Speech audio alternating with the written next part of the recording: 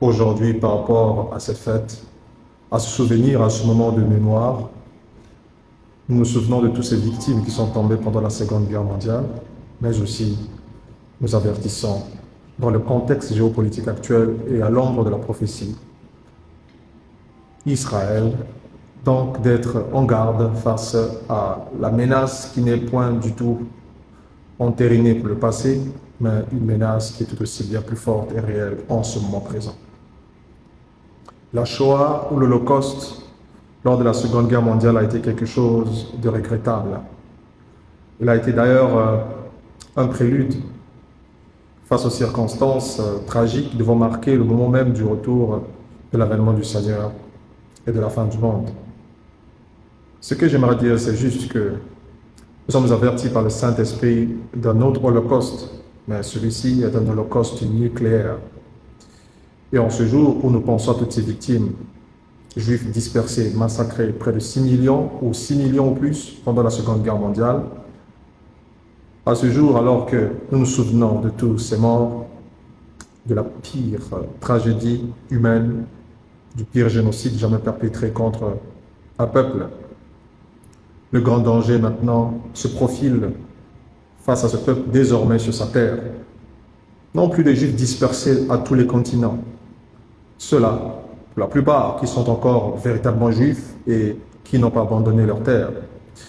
Mais au sujet d'Israël, ce pays courageux, héroïque, et de loin la plus grande puissance militaire régionale qui a conforté toute sa place aujourd'hui et qui s'impose dans le monde entier, qui n'a rien à prouver actuellement. Oui, Israël est pleinement capable de se défendre et d'empêcher tout ce qu'il peut défendre. Mais la force géopolitique, la force militaire et la puissance arrivée à l'apogée de cette nation revenue sur sa terre est aussi un signe d'un brisement imminent. Alors, frères et sœurs, et c'est pourquoi je dis aussi, pas seulement à l'attention du corps de Christ, mais à ceux qui sont en Israël, aux frères qui suivent ceci, alors nous sommes dans les jours de colère qui ont été écrits et nous sommes en train d'entrer dans ces jours.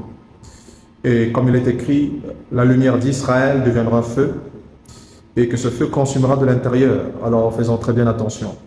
Il y a quelque chose, et j'ai toujours alerté sur ça, et je crois que j'en parlerai la fois prochaine, mais prions pour Israël, prions pour toutes les nations, et surtout que celui qui garde Israël et qui garde le monde, qui veille sur ses élus, puisse ne pas oublier, et bien sûr ne le fera jamais, pour l'amour de son nom, Jérusalem, la ville sainte.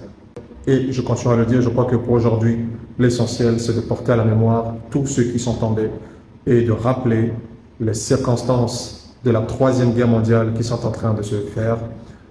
Bien, voilà, nous sommes donc au profil de la Troisième Guerre mondiale et cela est en train d'être bien établi et il y a quelque chose qui alerte ou il y a quelque chose qui signale que nous sommes sur le point de voir quelque chose de plus catastrophique. Mais seulement nous prions et nous prions pour le peuple de Dieu où qu'il soit. Nous avons également été informés de la visite papale en Algérie. C'est la première fois qu'un pape vient en Algérie et dans ce contexte, en évaluant exactement le but de cette visite et le message qui a été donné, c'est très bien, mais il y a beaucoup de nos frères,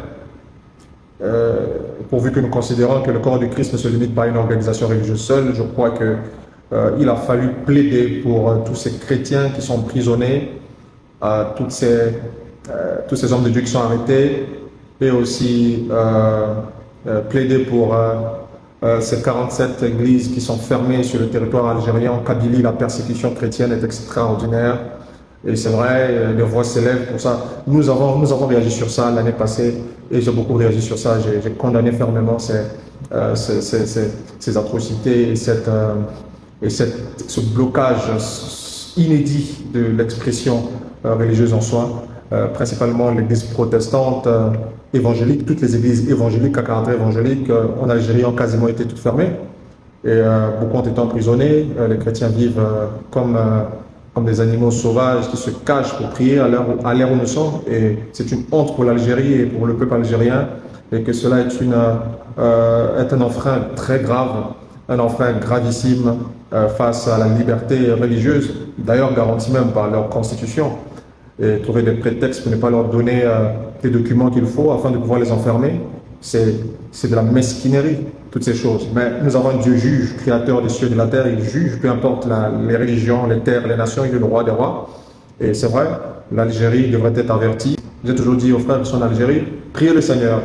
Je crois que c'est le Seigneur qui peut agir, le Seigneur qui vous fortifie. Ce sont les circonstances également des temps dans lesquels nous sommes. Vous êtes dans des régions qui sont bien propices à ce genre de persécution. Et que le Seigneur vous soutienne dans toute votre foi, et peu importe où vous êtes. Et que vous soyez musulman, que vous soyez chrétien en Algérie, souvenez-vous d'une seule chose, il y a un créateur des cieux et de la terre, craignez-le. Et maintenant, il faut chercher sa volonté. Je l'ai dit, et je l'ai dit l'année passée, je l'aurais dit encore une fois, l'Algérie est en train de recevoir son dernier avertissement avant une secousse terrible qui va se produire dans ce pays. C'est vrai. Maintenant, là, je vais juste dire quelque chose de très capital.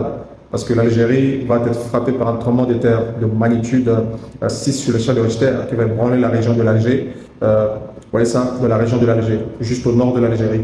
Ça sera terrible. Mais avant que cette chose ne se produise, je crois que cette nation est en train d'entendre son dernier avertissement, qu'elle entende ou qu'elle n'entende pas cet avertissement. Elle doit savoir qu'un jour est en train de venir qui soit redoutable et terrible et qui va secouer afin d'amener les cœurs, qu'ils soient musulmans ou chrétiens, à une certaine à une crainte face à la force même de Dieu sur cette nature qui est en train de dépérir loin de sa volonté. Et je crois que le Seigneur lui-même sera le grand juge lorsque les cieux et la terre seront ébranlés et que toutes les nations devront connaître le juste qui est en train de venir, car oui, c'est vrai, le Créateur est à la porte en ce moment même.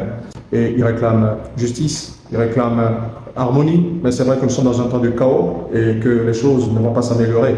C'est vrai. Donc aujourd'hui, essayer de servir aux gens une paix qui est celui du monde, montre tout simplement qu'on est des politiques en train de parler d'une paix politique. Vous voyez, Jésus-Christ a dit que je vous laisse ma paix, non pas comme le monde le donne, vous voyez ça, mais comme moi je la donne. Vous voyez ça? Donc Jésus a sa paix. Et la façon dont il la donne, ça n'a rien à voir avec une hypothétique mission diplomatique qui peut être organisée par une mission chrétienne ou même étatique. Ça n'a pas de sens. Et c'est pourquoi vous voulez parler de paix, alors parlez réellement de la paix de l'Évangile. Et ce qui est de la paix de l'Évangile n'a rien à voir avec le symbolisme d'une paix politique qui n'a absolument rien à voir même avec la caractéristique du temps dans lequel nous sommes, puisque nous sommes avertis par les Saintes Écritures que la paix sera arrachée de la terre. Alors vous tentez de la ramener, très bien, vous vous prenez comme des émissaires du royaume de Dieu, c'est une très bonne chose. Mais oui, beaucoup de faux prophètes de la paix se lèvent. Mais il est temps de brandir exactement ce qui se passe en ce temps-ci et de rappeler que les prophéties sont en train de s'accomplir et que le monde entier doit avoir ses genoux inclinés devant le Seigneur Jésus-Christ de Nazareth par la grâce de Dieu, par la persuasion de l'Évangile, mais pas par une sorte d'imitation, un mélange. Tandis que nous sommes accueillis par le monde, nous sommes rejetés par Dieu.